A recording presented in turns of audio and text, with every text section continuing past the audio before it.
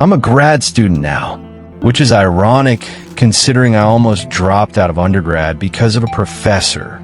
I'm not using my real name. Let's call me Jordan. I go to a small liberal arts college in the Pacific Northwest. The type where the buildings are covered in ivy and the air always smells like wet cedar. It's pretentious, but I loved it. I was a philosophy major, minor in sociology. I thought I was good at reading people. I was wrong. This happened 2 years ago during the winter quarter. I was taking a seminar called Ethics of the Self. The professor was this famous old guy who basically just showed up to give opening lectures and then vanished. The real authority was the teaching assistant. His name was Dr. Crane. Dr. Crane wasn't old. He was maybe 34. Wireframe glasses. Always wore the same charcoal gray sweater. He had a reputation for being a taskmaster. People said if you took Crane for a discussion section, you either got an A or you switched majors.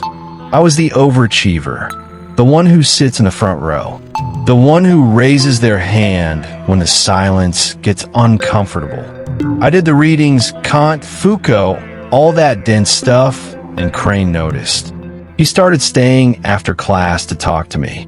Not about the syllabus, about me, why I like philosophy, where I grew up. He had this way of listening that felt intensely validating, like you were the only person in the room. Looking back, that was the trap. Validation is a drug. For my midterm, I wrote an essay about surveillance and autonomy, about how being watched changes your behavior. Crane gave me a 98%. At the bottom of the paper, in red ink, he wrote, "You understand the theory, but do you understand the feeling?" I thought it was a compliment. Then the email started.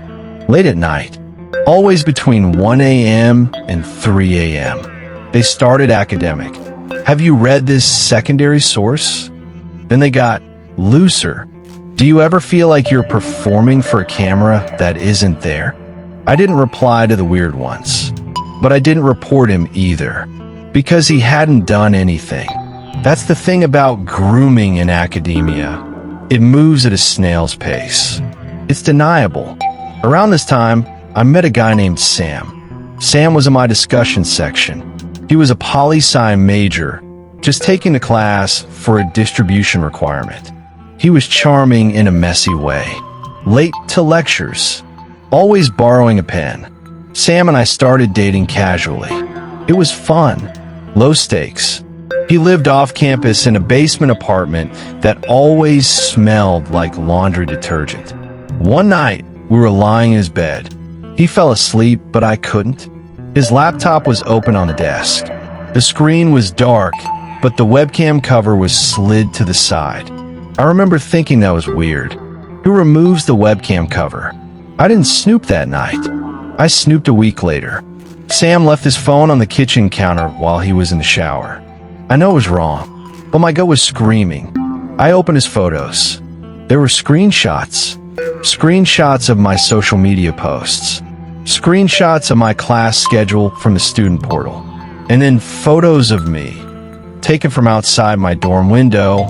My dorm was on the 3rd floor. There's a fire escape.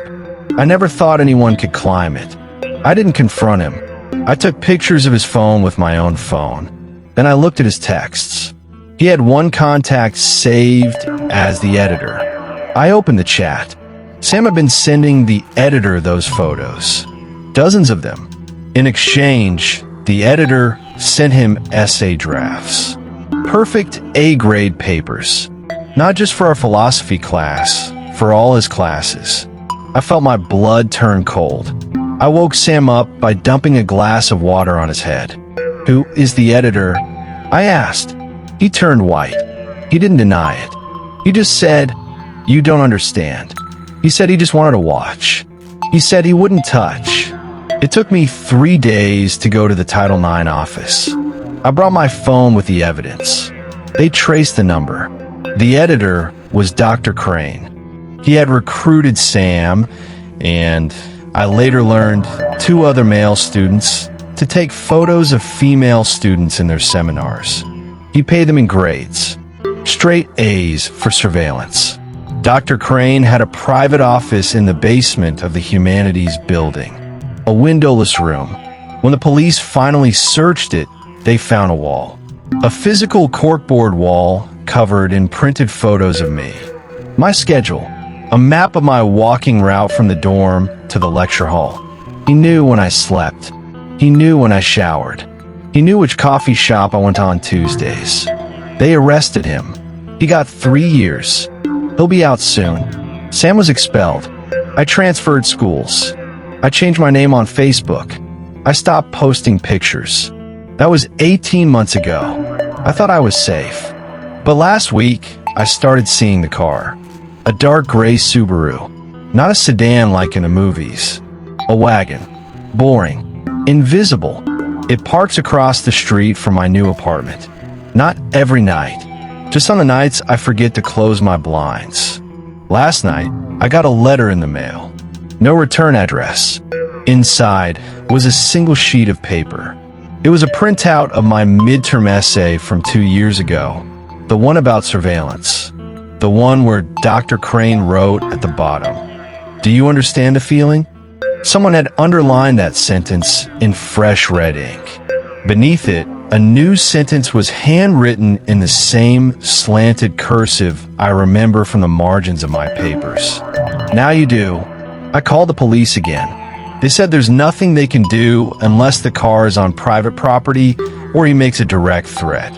He knows the rules better than I do. He taught the class, remember? I'm writing this because I want a record. If I disappear, check the parole records for Washington State. Look for Dr. Elias Crane.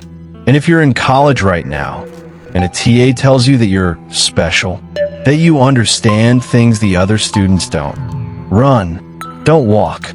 Because the people who study ethics for a living are sometimes the ones who need the lesson the most. If you see the gray car, do not approach. Just close the blinds and call your mom. Subscribe and follow this channel for more horror stories.